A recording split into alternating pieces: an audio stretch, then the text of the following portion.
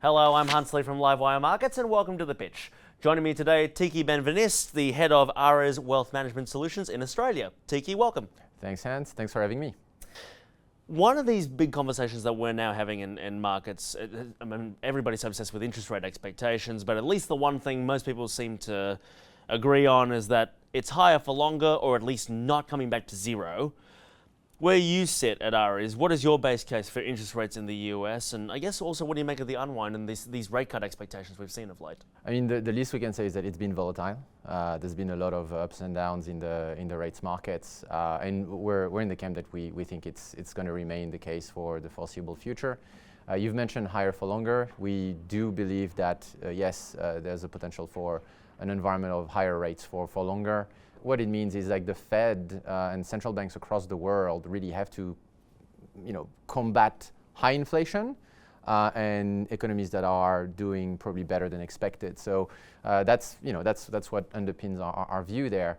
Now, it's really important for me to say that we are credit managers. So our focus is really on managing credit, not so much making significant bets on duration or where interest rates are going, especially in our multi-asset credit strategy and diversified credit strategies. Our focus there is really to, as I said, manage credit risk and then look across all those asset classes that we can invest into and find the best relative value between those asset classes. So, I mean, what it means is, if you think about last year, at the end of last year, the market was pricing in 6 rate cuts for this year. The way it impacted our portfolios was that we were very cautious with fixed rate credit instruments because we felt that the risk of those instruments experiencing volatility was high compared to floating rate instruments that were providing us with a lot of current income. Floating rate instruments high up in capital structure, senior secured. So we have tended to keep our strategies really anchored into those types of assets. Okay, so that's how benchmark interest rates affected your strategy. Obviously, you mentioned credit, so let's go to that. I mean, we saw earlier this year that credit spreads tightened to 2-year lows in the US and Europe as well. Because you're probably the right person to ask about this. Just in plain English, what does it mean when you see statistics like that, and why does it matter to investors? Okay, I think first of all, explaining credit spreads. Let's not assume that everyone knows what credit spread mean. Credit spread is effectively the part of the returns that you get paid for taking credit risk. So if you think about a credit instrument, you're going to get a yield from it, and that yield can be split between the risk-free rate and the credit spreads, the credit margin. So it's your risk premium for taking credit risk. And so, if you see credit spreads tightening, what it generally means is that the market feels good about the environment, feels that there's less risk around, and so they are ready to accept a smaller risk premium for taking on credit risk. If the opposite is true as well, if fear starts to come through the market, then you see credit spreads widen. But going back to what you said, what's very interesting is that we often hear people say, credit spreads are very tight. And we always have to ask the question, well, what parts of the credit market are you looking at? Because it's a $6 trillion opportunity set. And you're going to have very different instruments, credit instruments that are trading at spreads that can look very different at the same point in time. So an overarching comment I would make is, are spreads tighter now than they were a year ago? I would say that is a true statement across the board because there is less fear of a recession. The banking situation is maybe in a better spot than what it was a year ago. And so, yes, those spreads have tightened generally. But if you look at corporate bonds, fixed rate corporate bonds, then yes, they are historical tights.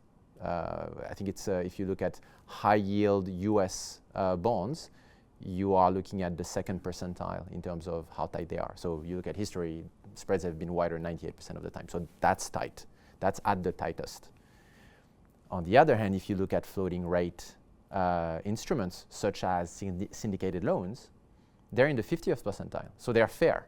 So they're not at the tights. So when we hear, spreads are the tightest level in history, we always have to ask the question, which part of the credit market are you talking about? Yeah, and that's where the nuance is so important. So let me ask you then, granularly speaking, I guess, where are you seeing the most growth as a credit investor because of this higher for longer narrative that's filtering through markets?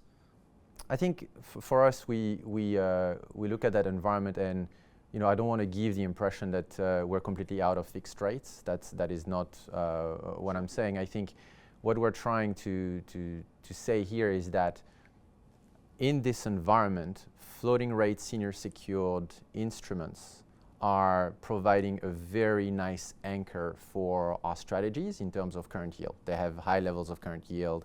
We're talking about senior secured instruments, so they're quite defensive. Now, having said that, we do find pockets of opportunities in some of the fixed rate instruments that I've just talked about. The reason being, when you think about those instruments, their yield has two components again, the risk-free rate and the credit spreads, but the risk-free rate in there is fixed. So when the risk-free rate increases, the only way for this instrument to pay you the yield that the market is asking for is through the price. So what it means is that there are corporate bonds out there that are trading at, for example, 90 cents on the dollar. So they're worth $100, and you're going to, if there's no default, you're going to get $100 at the end, at the maturity, and potentially even earlier, and you can buy them at 90 cents on the dollar. So what we do is we look at those opportunities and go and find the corporates that we feel have potentially a catalyst for early repayment and add optionality in our portfolios. But very clearly, we don't do that by increasing interest rate duration tremendously in our portfolio. We stay anchored in those floating rate, high quality, low duration instruments that just allow us to clip the coupon, and then we add some accents with those fixed rate discounted bonds. All right, Teiki Benveniste, thank you very much. And thank you for joining us for The Pitch. If you enjoyed that interview, you can subscribe to our YouTube channel, as well as to the Livewire and Market Index websites. Thank you for watching.